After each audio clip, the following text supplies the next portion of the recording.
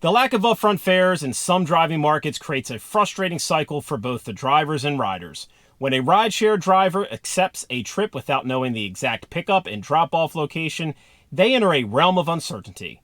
For traditional gas-powered vehicles, this uncertainty may not be as pressing, but for EV drivers like myself, it's concerning.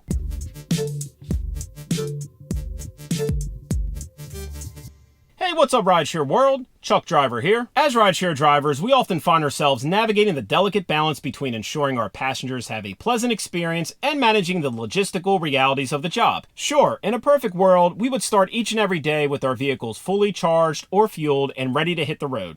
But life isn't perfect, and sometimes we find ourselves unprepared. And the stakes get even higher when we accept a well-paying trip when low on gas or charge. For example, I remember several years ago when I was fairly new to rideshare and I would get out there and grind early in the morning prior to my 9-to-5 job. I was really tight with time as I only had a 2 or 3 hour window to drive rideshare before I had to be to work, so I didn't pay close mind to keeping my tank filled. And one morning I made a rookie mistake, turning the app on with only a quarter tank of gas.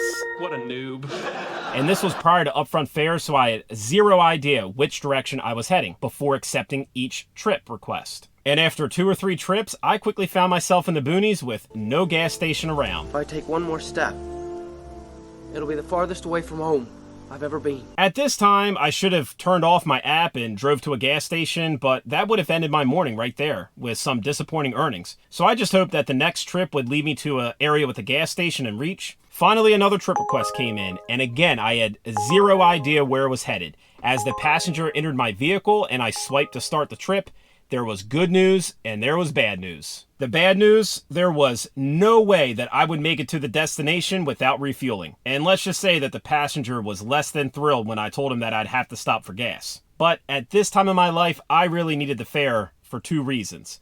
First, it was a well-paying ride, and it was conveniently on the way to my work, helping me to reduce those dreaded dead miles. The fare was just too good to pass up, but I knew stopping for gas could lead to an unhappy passenger. At that moment, I just weighed the risks, and I pulled into a gas station hoping to be in and out quickly. However, even a short stop can feel like an eternity to a passenger who's eager to reach their destination, especially when they're trying to make a train. And I could really sense the frustration in the air. I could just cut it with a knife, and it made me wonder if I had made the right choice. Ultimately, I managed to complete the trip, but this experience reminds me of some challenges that drivers still have out there and they still face in some markets that do not have upfront fares. But now that I drive a Tesla as my rideshare vehicle, this type of situation would almost be impossible, as EVs take significantly more time to recharge than gas-powered vehicles take to refuel. And rideshare passengers would no doubt be upset waiting 15 to 20 minutes or even longer at a Tesla supercharging station. However, in many markets, both Uber and Lyft do not provide their drivers with vital information, such as exact pickup and drop-off location.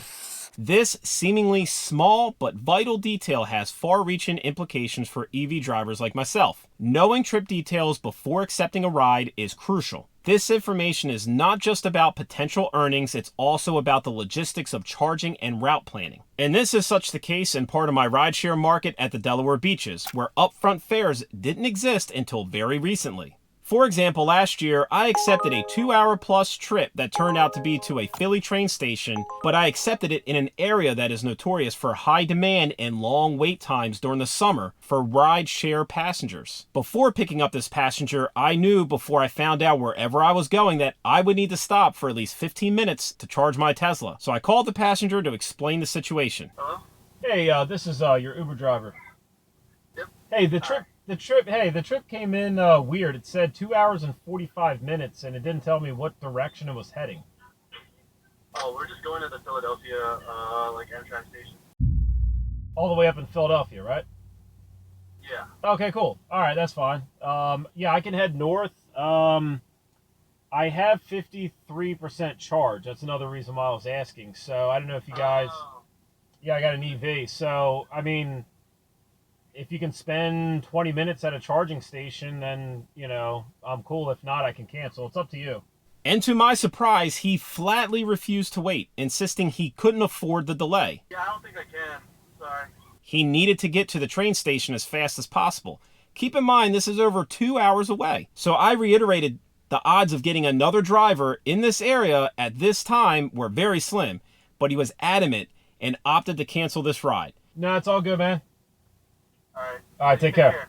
Yeah, you too. Bye-bye. And to my astonishment and prediction, less than 2 minutes later, I received the exact same pickup ping. I didn't accept it, and I was thinking in hindsight maybe I should have, but I couldn't help think, what if the passenger had changed his mind at that point? So I was thinking by the time the ping came back around to me, that he probably would have reconsidered, and stopping for 15 or so minutes at a supercharging station probably wouldn't have been that bad as not making it to the train station at all. The push for EV adoption in the rideshare industry by both Uber and Lyft must be accompanied by policies that genuinely support EV drivers. And upfront fares are just not a convenience, they are a necessity for EV drivers, and personally I think even gas-powered drivers, for all drivers, so we can make better decisions out there on the road. Therefore, it's essential that these companies implement the upfront fare structure for all markets. Transparency with fare information not only empowers drivers like myself and like you to make informed decisions, but also enhances the rider experiences, ensuring timely and reliable services. Anyways, what are your thoughts? Do you drive in an area where upfront fares has yet to be implemented? And how do you manage driving there with an EV? Please comment below, and as always, I'll see you in the next video.